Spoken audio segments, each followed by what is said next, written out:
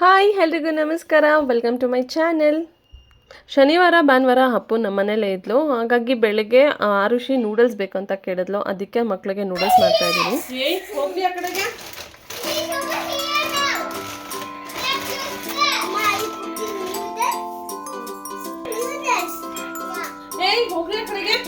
ಮಾಡ್ಕೊಡ್ತೀನಿ ಹೋಗಿ.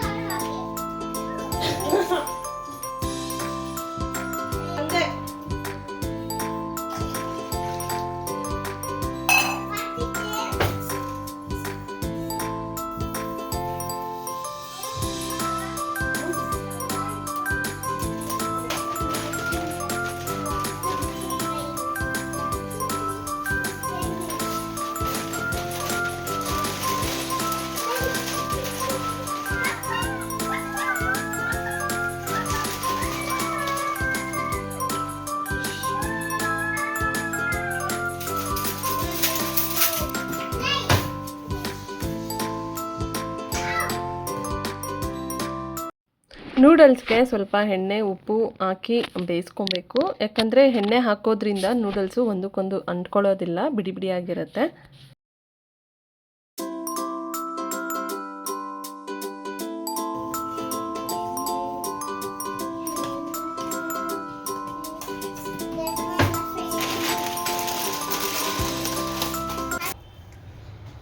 Hi, what you want?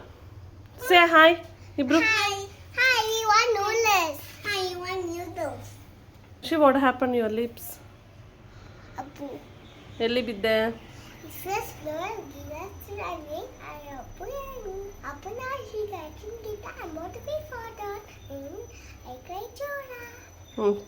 ಹೋಗ್ರಿ ಇವಾಗ ಹೋಗಿ ಆಟ ಆಡ್ಕೊಳ್ಳಿ. ಅಮ್ಮ ನೂಡಲ್ಸ್ ಮಾಡಿದ್ಮೇಲೆ ಕರೀತಾರೆ, ಅವಾಗ ಊಟ ಮಾಡೋರಂತೆ. Go go and play. No, here only.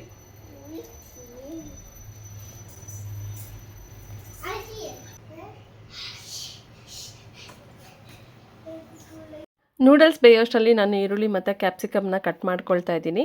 ಇದ್ರ ಜೊತೆಗೆ ನಾವು ಬೇಕಾದ್ರೆ ಎಲ್ಲ ವೆಜಿಟೇಬಲ್ಸ್ ಕೂಡ ಹಾಕೊಬೋದು. ಮಕ್ಕಳಲ್ವ ಜಾಸ್ತಿ ತಿನ್ನೋದಿಲ್ಲ ಅಂತ ಹೇಳಿ ಬರೀ ಆನಿಯನು ಮತ್ತು ಕ್ಯಾಪ್ಸಿಕಮ್ ಹಾಕಿ ಮಾಡ್ತಾ ಇದ್ದೀನಿ.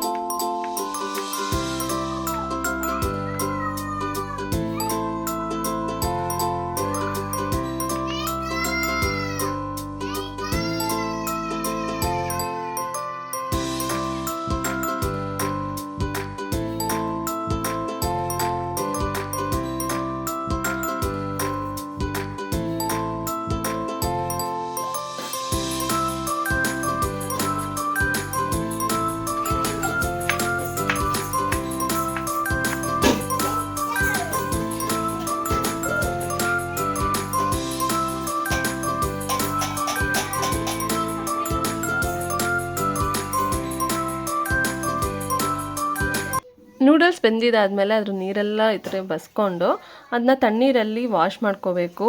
ಯಾಕಂದರೆ ಅದರಲ್ಲಿರುವಂತಹ ಸ್ಟಾರ್ಚ್ ಎಲ್ಲ ಹೋಗಬೇಕು. ಹಾಗೆ ಬಿಸಿ ಇದ್ದರೆ ಒಂದಕ್ಕೊಂದು ಅಂಟ್ಕೊಂಡ್ಬಿಡುತ್ತೆ. ಅದಕ್ಕೆ ತಣ್ಣೀರಿಂದ ಈ ರೀತಿ ವಾಶ್ ಮಾಡಿಕೊಂಡ್ರೆ ನೂಡಲ್ಸ್ ಹಾಗೆ ಬಿಡಿ ಬಿಡಿಯಾಗಿರುತ್ತೆ.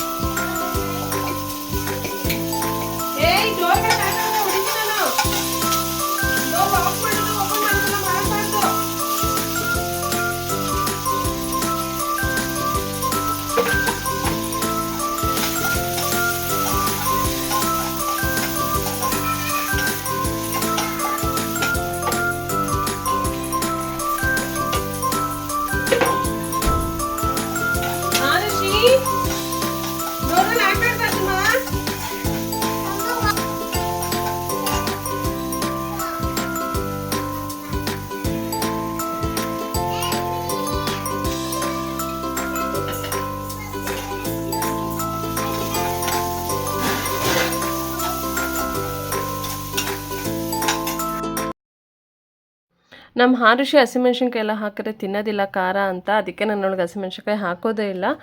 ದೊಡ್ಡವ್ರಿಗೆ ಮಾಡಬೇಕಾದ್ರೆ ಬೇಕಾದ್ರೆ ಹಸಿಮೆಣ್ಸಿನ್ಕಾಯಿ ಹಾಕೋಬೋದು. ನಾನು ಅದಕ್ಕೆ ಇಲ್ಲಿ ಏನು ಮಾಡ್ತಾಯಿದ್ದೀನಿ ಅಂದರೆ ಸ್ವಲ್ಪ ಹರ್ಬ್ಸ್ನ ಹಾಕ್ತಾಯಿದ್ದೀನಿ. ಅಂದರೆ ಇಲ್ಲಿ ಆರಿಗ್ಯಾನೋ ಮತ್ತು ಪಿಜ್ಜಾ ಸೀಸನಿಂಗ್ ಹಾಕ್ತಾಯಿದ್ದೀನಿ, ಜೊತೆಗೆ ಸ್ವಲ್ಪ ಪೆಪ್ಪರ್ ಹಾಕ್ತೀನಿ.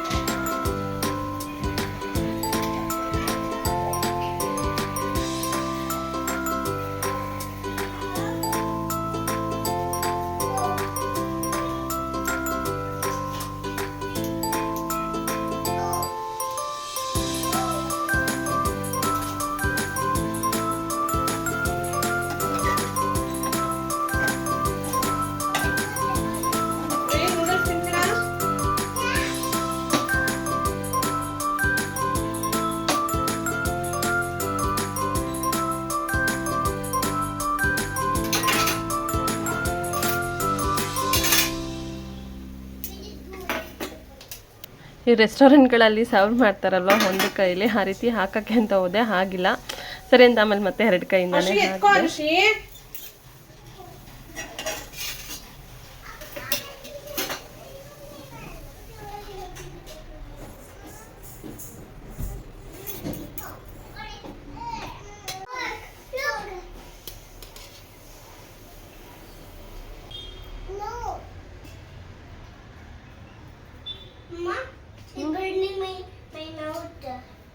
ಅದಕ್ಕೆ ಇರೋ ತಣ್ಣಗಾಗ್ಲಿರಪ್ಪ. ಅರ್ಷಿ ಕಾಲು ಸರಿಯಾಗಿ ಹಾಕೋ.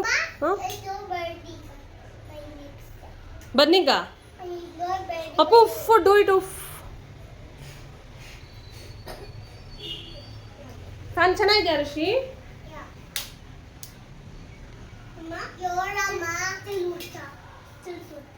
ಇರು ಫ್ಯಾನ್ ಹಾಕಿದ್ದೀನಿ. Arshi did you like? Yummy yummy ಆಗಿದೆಯಾ? ಯಮ್ಮಿ ಯಮ್ಮಿನಾ?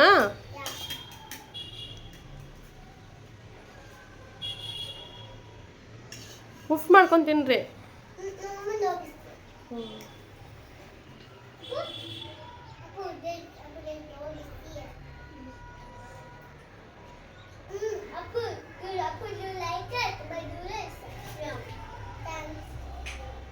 ಯಾರಮ್ಮ ಮಾಡಿದ್ದು? ನೀನಾ ಅರ್ಷಿ? ಯಾರು ಮಾಡಿದ್ದು ನೂಡಲ್ಸ್? ಮತ್ತೆ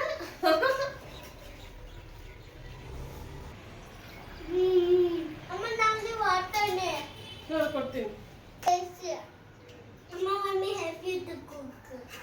You? How you gonna help me? Tell me how it should prepare for noodles? How prepare for noodles?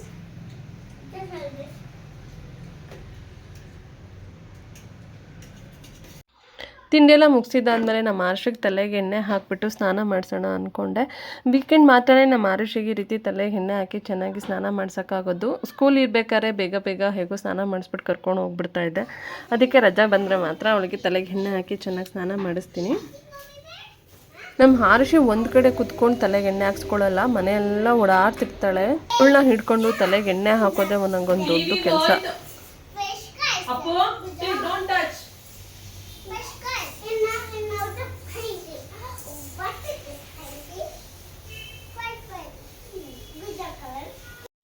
Appu ಶನಿವಾರ ನಮ್ಮನೆಯಲ್ಲೇ ಮಲಗಿದ್ಲು. ಇನ್ನು ಸಂಡೇ ಬೆಳಗ್ಗೆ ಎದ್ದು ಎಲ್ಲರೂ ಆಚೆಗಡೆ ಬಂದು ತಿಂಡಿ ತಿಂದ್ಕೊಂಡು ನಾನ್ ವೆಜ್ ಏನಾದ್ರು ತೊಗೊಂಡು ಹೋಗೋಣ ಅಂತ ಬಂದಿದ್ವಿ.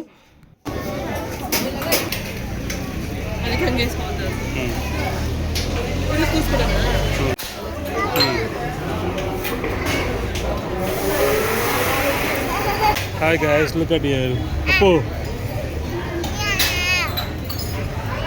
ಅಲ್ಲಿ ಅಲ್ಲಿ ನೋಡಿ ಅಲ್ಲಿ.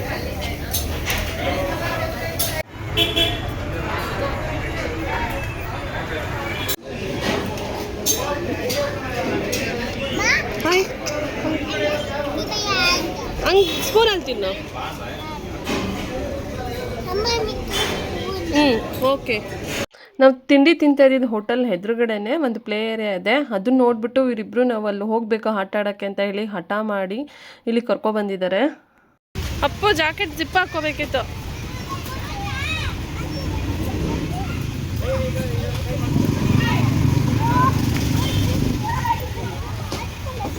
ಇರೋ ಅಪ್ಪ ಬರ್ಲಿರಿ.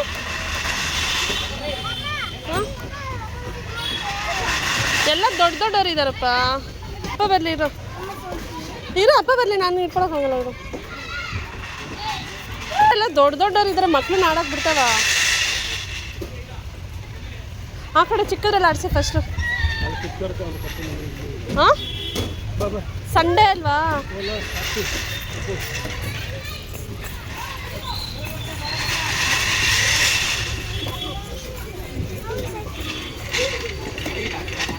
ಆ ಸ್ವಿಂಗ್ ಎಲ್ಲ ಚೆನ್ನಾಗೇ ಇಲ್ಲ.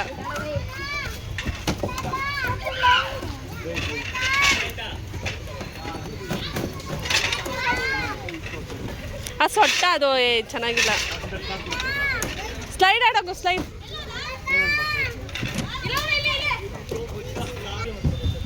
ಈ ಕಡೆ ಬಾ ಪುಟ್ಟ. ಹಾಂ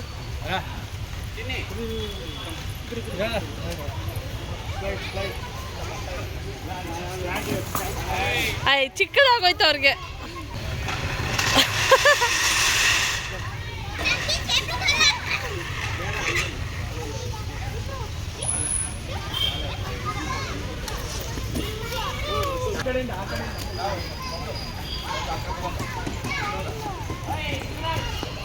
ಕ್ಲೈಮ್ ಮಾಡು.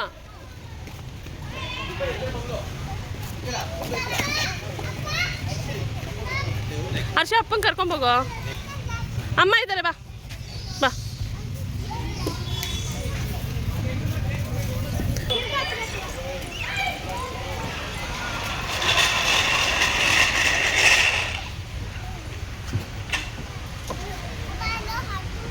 ಹಾಂ you're strong baby. Yes, correct, good.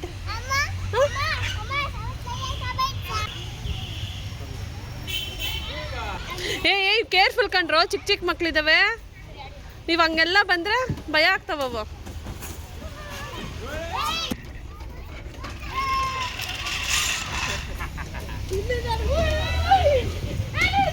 ಬಂದ್ಬಿಡು ಇವಾಗ. ಅವ್ರು ಬರೋಷಲ್ಲಿ ಬಂದ್ಬಿಡು. ಆಶೀಶ್ ಶೂ ಬಿಚ್ಬಿಡು. ಕಮ್.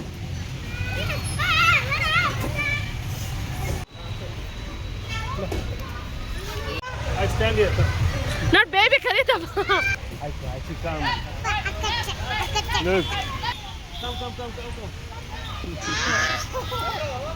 Look shame. ಹರ್ಷಿ ಏ ಕಮ್.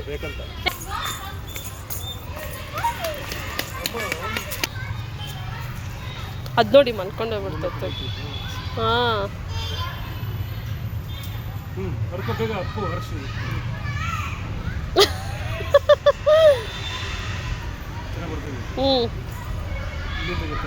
ಸರಿ ಬನ್ನಿರಿ ಹೋಗೋಣ.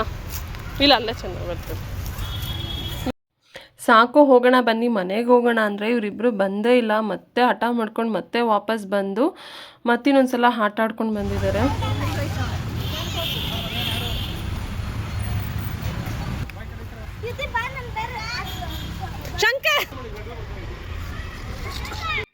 ಕೊನೆಗೆ ಏನೋ ಮಾಡಿ ಅವರಿಬ್ಬರನ್ನ ಪ್ಲೇ ಏರಿಯಾದಿಂದ ಆಚೆ ಕರ್ಕೊಬಂದ್ವಿ. ಆಚೆ ಕರ್ಕೊಂಬಂದು ಇವ್ರನ್ನ ಹಿಡಿದು ನಮಗೂ ಸುಸ್ತಾಗಿತ್ತು, ಇನ್ನು ಇವ್ರಿಗೂ ಸುಸ್ತಾಗಿರುತ್ತೆ ಅಂತ ಹೇಳಿ ಜ್ಯೂಸ್ ಕುಡ್ಕೊಂಡು ಹೋಗೋಣ ಅಂತ ಹೇಳಿ ಇಲ್ಲಿ ಬಂದ್ವಿ.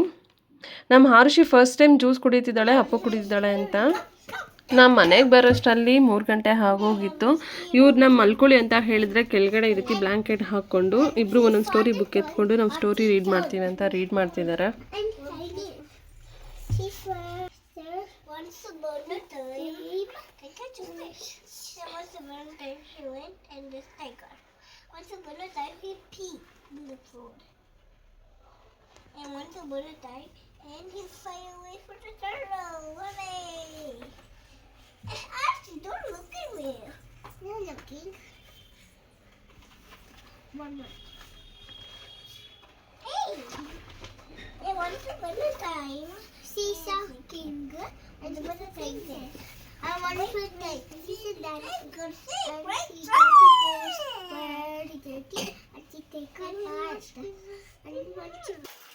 ಇನ್ನು ಬರ್ತಾ ಚಿಕನ್ ತೊಗೊಬಂದಿದ್ವಿ. ಚಿಕನ್ನಲ್ಲಿ ಪೆಪ್ಪರ್ ಡ್ರೈ ಮಾಡೋಣ ಅಂತ ಪೆಪ್ಪರ್ ಡ್ರೈ ಮಾಡ್ತಾಯಿದ್ದೀನಿ. ತುಂಬ ಚೆನ್ನಾಗಿ ಬಂತು, ಅದಕ್ಕೆ ನಿಮ್ಮೊಂದಿಗೆ ಶೇರ್ ಮಾಡ್ತಾಯಿದ್ದೀನಿ. ಈ ಮಳೆಗೆ ಚಳಿಗೆ ಈ ರೀತಿ ಖಾರವಾಗಿ ಪೆಪ್ಪರ್ ಡ್ರೈ ಮಾಡ್ಕೊಂಡು ತಿಂತಾಯಿದ್ರೆ ಸಖತ್ತಾಗಿರುತ್ತೆ. ರಸಮ್ ಮಾಡಿಕೊಂಡು ರಸಮ್ ಅನ್ನೋ ಜೊತೆಗೆ ಈ ಥರ ಡ್ರೈ ಒಂದಿದ್ರೆ ಸೂಪರಾಗಿರುತ್ತೆ ಕಾಂಬಿನೇಷನು. ಇಲ್ಲಿ ಚಿಕನ್ನು ಒಂದು 3/4 kg ಇದೆ. ಅದಕ್ಕೆ ನಾನಿಲ್ಲಿ 1/4 ಸ್ಪೂನ್ ಆಗೋಷ್ಟು ಪೆಪ್ಪರ್ ಹಾಕ್ಕೊಂಡಿದ್ದೀನಿ. ಅದಕ್ಕೆ 3/4 ಸ್ಪೂನಷ್ಟು ಜೀರಿಗೆ, ಹಾಗೆ 1 ಸ್ಪೂನ್ ಸೋಂಪು, ಹಾಗೆ 1 ಸ್ಪೂನ್ ಧನಿಯಾ, ಇದಿಷ್ಟನ್ನು ಹಾಕ್ಕೊಂಡು ಡ್ರೈ ರೋಸ್ಟ್ ಮಾಡ್ಕೊಳ್ತಾ ಇದ್ದೀನಿ.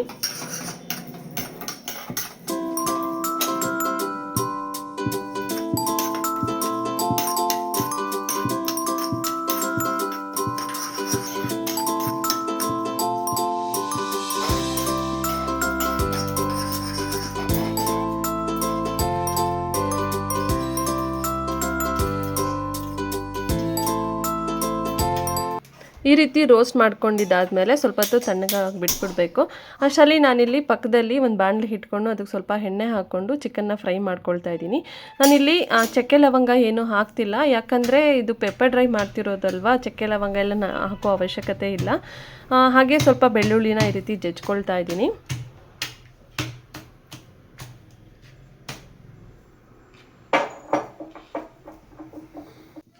ಎಣ್ಣೆ ಬಿಸಿ ಆದಮೇಲೆ ನಾನು ಇದಕ್ಕೆ ಕರಿಬೇವಿನ ಸೊಪ್ಪು ಹಾಕ್ಕೊಳ್ತಾ ಇದ್ದೀನಿ. ಎಣ್ಣೆ ಇನ್ನು ಸ್ವಲ್ಪ ಬಿಸಿ ಆಗಬೇಕಿತ್ತು, ಬೇಗ ಹಾಕಿಬಿಟ್ಟೆ. ಚಿಕನ್ ಡ್ರೈ ಅಥವಾ ಮಟನ್ ಡ್ರೈ ಮಾಡಬೇಕಾದ್ರೆ ಈ ರೀತಿ ಕರಿಬೇವಿನ ಸೊಪ್ಪು ಹಾಕಿದ್ರೆ ಟೇಸ್ಟ್ ತುಂಬ ಚೆನ್ನಾಗಿರುತ್ತೆ. ಇವಾಗ ಇದಕ್ಕೆ ನಾನು ಜಜ್ಜಿರೋಂತಹ ಬೆಳ್ಳುಳ್ಳಿ ಹಾಕ್ಕೊಳ್ತಾ ಇದ್ದೀನಿ.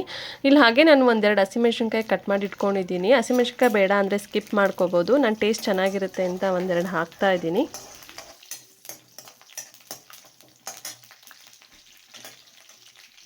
ನಾನು ಹಸಿಮೆಣ್ಸಿನ್ಕಾಯಿ ಜೊತೆಗೆ 4 ಗುಂಟೂರು ಮೆಣಸಿನ್ಕಾಯಿ ಹಾಕ್ಕೊಳ್ತಾ ಇದ್ದೀನಿ.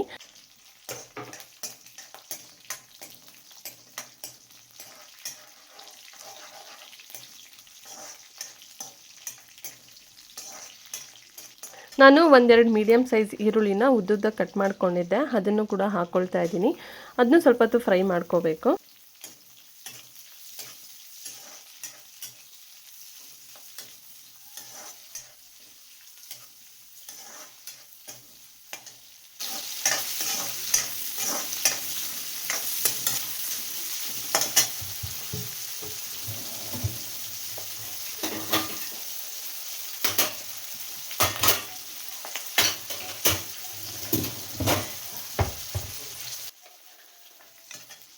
ಇವಾಗ ನಾನು ಇದಕ್ಕೆ ಒಂದು ಅರ್ಧ ಚಮಚ ಅಷ್ಟು ಮಾತ್ರ ಶುಂಠಿ ಬೆಳ್ಳುಳ್ಳಿ ಪೇಸ್ಟ್ ಹಾಕ್ಕೊಳ್ತಾ ಇದ್ದೀನಿ. ಯಾಕಂದರೆ ಇಲ್ಲಿ ಶುಂಠಿ ಬೆಳ್ಳುಳ್ಳಿ ಪೇಸ್ಟ್ ಜಾಸ್ತಿ ಹಾಕಬಾರ್ದು, ಪೆಪ್ಪರ್ ಚಿಕನ್ಗೆ ಜಾಸ್ತಿ ಹಾಕಿದ್ರೆ ಅದೇ ಸ್ಮೆಲ್ ಬರುತ್ತೆ. ಅದಕ್ಕೆ ಪೆಪ್ಪರೇ ಟೇಸ್ಟ್ ಇರಬೇಕಲ್ವ, ಅದಕ್ಕೆ ನಾನು ಸ್ವಲ್ಪ ಹಾಕ್ಕೊಳ್ತಾ ಇದ್ದೀನಿ.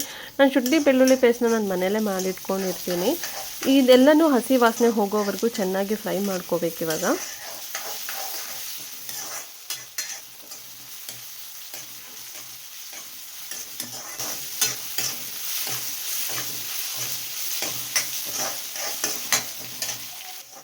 ಈ ರೀತಿ ಎಲ್ಲ ಫ್ರೈ ಆಗಿದ್ದಾದಮೇಲೆ ನಾನು ಇವಾಗ ಚಿಕನ್ನ ಹಾಕ್ಕೊಳ್ತಾ ಇದ್ದೀನಿ. ನಾನು ಚಿಕನ್ನ ಮುಂಚೆನೇ ಸ್ವಲ್ಪ ಅರಿಶಿನ ಹಾಕಿ ಚೆನ್ನಾಗಿ ತೊಳೆದಿಟ್ಕೊಂಡಿದ್ದೆ.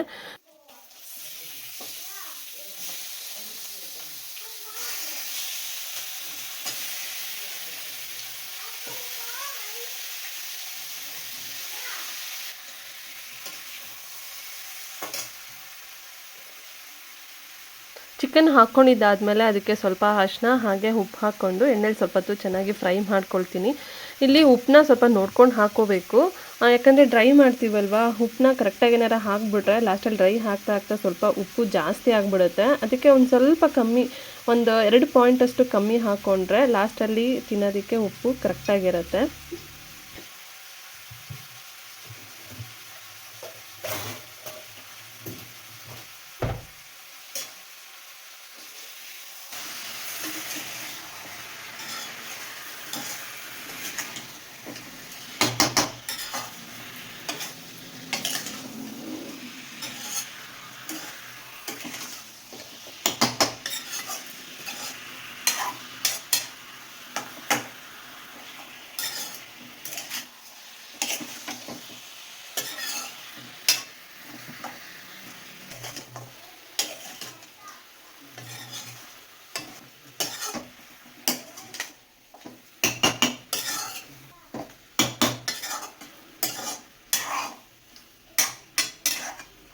ಒಂದ್ಸಲ ಎಣ್ಣೆಲಿ ಚೆನ್ನಾಗಿ ಚಿಕನ್ ಎಲ್ಲ ಫ್ರೈ ಮಾಡ್ಕೊಂಡ್ಮೇಲೆ ಅದೇ ಚಿಕನ್ನೇ ನೀರು ಬಿಟ್ಕೊಳ್ಳುತ್ತೆ. ಆದರೆ ನಾನು ಅದಕ್ಕೆ ಮುಂಚೆನೇ ಒಂದು ಗ್ಲಾಸ್ ನೀರು ಹಾಕ್ಬಿಟ್ಟು ನೀರಲ್ಲೇ ಚಿಕನ್ನ ಬೇಯಿಸ್ಕೊಳ್ತಿದ್ದೀನಿ. ಈ ರೀತಿ ನೀರು ಹಾಕ್ಬಿಟ್ಟು ಚಿಕನ್ನ ಬೇಯಿಸ್ಕೊಳ್ಳೋದ್ರಿಂದ ತಿನ್ಬೇಕಾದ್ರೆ ಅದು ಗಟ್ಟಿ ಅನ್ಸೋದಿಲ್ಲ, ಈ ನಾರು ಥರ ಬರುತ್ತಲ್ವ ಆ ಥರ ಬರೋದಿಲ್ಲ. ಅದಕ್ಕೆ ನಾನು ನೀರಲ್ಲೇ ಬೇಯಿಸ್ಕೊಳ್ತಾ ಇದ್ದೀನಿ.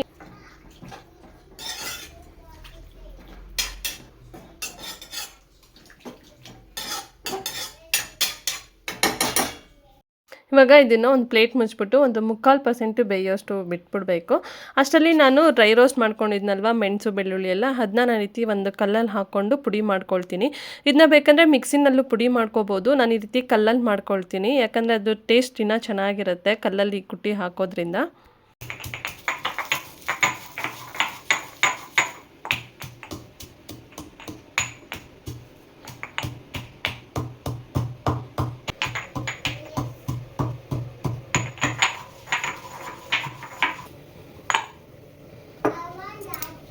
ಸ್ವಲ್ಪ ತರಿ ಹಾಗೆ ಪುಡಿ ಮಾಡಿಕೊಂಡ್ರೆ ಸಾಕು.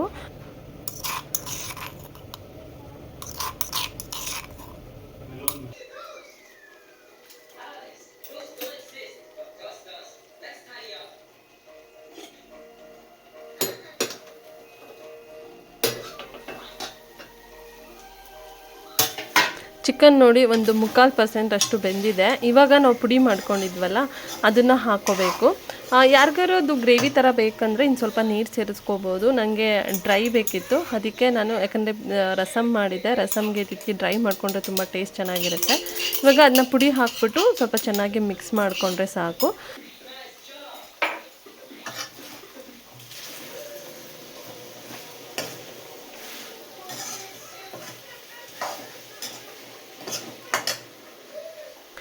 ಇವಾಗ ಇದಕ್ಕೆ ನಾನು ಒಂದು 1/4 ಲೋಟ ಅಷ್ಟು ನೀರು ಹಾಕ್ಕೊಳ್ತಾ ಇದ್ದೀನಿ, ಯಾಕಂದರೆ ಅದು ಫುಲ್ಲು ಡ್ರೈ ಆಗಿಬಿಟ್ಟಿದೆ.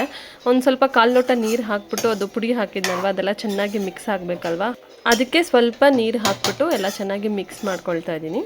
ಇವಾಗ ಹಾಕಿದ ನೀರೆಲ್ಲ ಚೆನ್ನಾಗಿ ಸ್ವಲ್ಪ ಡ್ರೈ ಆಗೋವರೆಗೂ ಒಂದು ಸ್ವಲ್ಪ ಈ ರೀತಿ ಮಿಕ್ಸ್ ಮಾಡಿಕೊಂಡು ಫ್ರೈ ಮಾಡಿಕೊಂಡ್ರೆ ಸಾಕು, ಚೆನ್ನಾಗಿರುತ್ತೆ. ಮಾರ್ಕೆಟ್ಗೆ ಹೋಗಿ ಈ ಥರ ಬಾಂಡೆಗಳು ಬರುತ್ತಲ್ಲ ಸ್ಟೀಲ್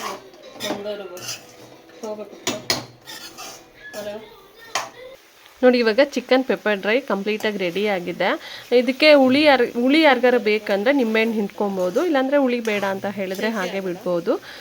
ಹುಳಿ ಹಾಕೋದ್ರಿಂದ ಹುಳಿ ಸ್ವಲ್ಪ ಟೇಸ್ಟ್ ಇರುತ್ತೆ. ಇದು ಪೆಪ್ಪರ್ ಚಿಕನ್ ಅಲ್ವಾ, ಪೆಪ್ಪರೇ ಜಾಸ್ತಿ ಎನ್ಹ್ಯಾನ್ಸ್ ಮಾಡಬೇಕಲ್ವಾ, ಅದಕ್ಕೆ ನಾನು ಏನೂ ಹಾಕ್ತಾಯಿಲ್ಲ, ಇಷ್ಟೇ ಬಿಟ್ಟಿದ್ದೀನಿ. ಇವಾಗ ಇದಕ್ಕೆ ಸ್ವಲ್ಪ ಕೊತ್ತಂಬರಿ ಸೊಪ್ಪು ಕಟ್ ಮಾಡಿಬಿಟ್ಟು ಹಾಕ್ಬಿಟ್ರೆ ಚಿಕನ್ ಪೆಪ್ಪರ್ ಡ್ರೈ ರೆಡಿ ಆಗುತ್ತೆ.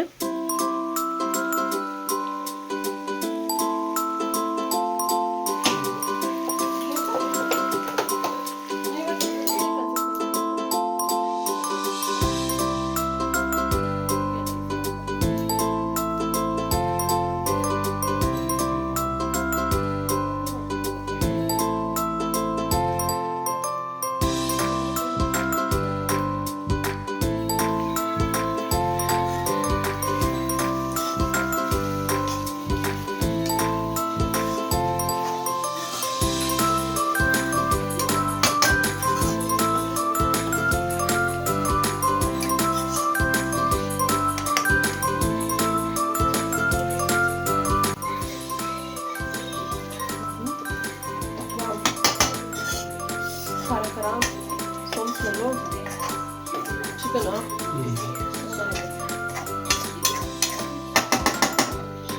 ರಸಂ ಮಾಡ್ಕೊಂಡು ಖಾರವಾಗಿ ಮಳೆ ಚಳಿ ಬಂದಾಗ ಬಾಯಿ ಕಟ್ಟಿರ್ಬೇಕು, ಫುಲ್ಲು ಕೋಲ್ಡ್ ಆಗಿರ್ಬೇಕು. ಸಖತ್ತಾಗಿರುತ್ತೆ ಖಾರವಾಗೆಲ್ಲ. 10 ನಿಮಿಷ ಮುಚ್ಚಿಟ್ರೆ ಚೆನ್ನಾಗಿ ಇಟ್ಕೊಳ್ಬೇಕು. ನಿಂಬೆಹಣ್ಣು ಬೇಕಲ್ಲ ಹಾಕೋಬೋದು. ಖಾರವಾಗಿದೆ ಪುಟ್ಟ. ಜೀರಿಗೆ ಮೆಣಸು